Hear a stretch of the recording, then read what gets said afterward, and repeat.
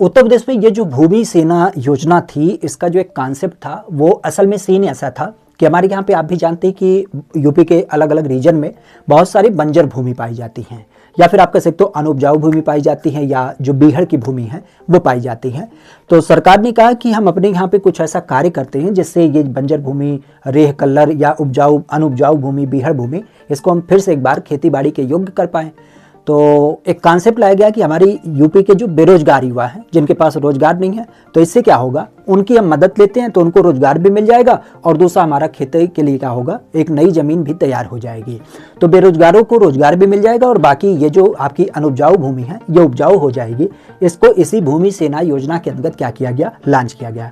तो पहली बार 1991 में इसको लॉन्च किया गया था, और एक तरीके से आप कह सकते हो 1991 में इसको जो लागू किया गया था वो सीतापुर से लागू किया गया था। ठीक है, बाकी अगर देखा जाए तो एक बार फिर से इसको चालू किया गया था सन 2012 में। 2012 की बात की जाए तो 2012 में 20 नवंबर में इसको शुरू किया गया था, और उसका टारगेट यही था कि हमारे यहाँ पे जो बंजर भूमि है, अनुपजाऊ भूमि है, बीहड़ भूमि है, इसको उपजाऊ बनाया जाए, या फिर आप कह सकते हो फिर से एक बार खेती बाड़ी के योग्य बनाया जाए।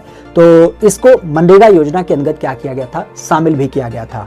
तो भूमि सेना योजना, ध्यान रखिएगा, इसका नाम से ही पता चला कि भूमि के बारे में कुछ ऐसी सैनिकों की या फिर कुछ ऐसे ग्रुप की बात हो रही है जो उससे संबंधित है। तो भूमि सेना योजना यही कॉन्सेप्ट है कि ये जो बंजर भूमि, रेह भूमि, कल्लर भूमि, अनुपजाऊ भूमि है, उसको क्या करना है, एक बार फिर से उपजाऊ करने के लिए कार्यरत एक समूह है लोगों का। और इसमें क्या कर सकते हैं, हम कह सकते हैं कि लोगों को रोजगार भी मिल जाता है सरकार के द्वारा, और दूसरा क्या होता है, हमारे लिए उपजाऊ जमीन भी तैयार हो जाती है।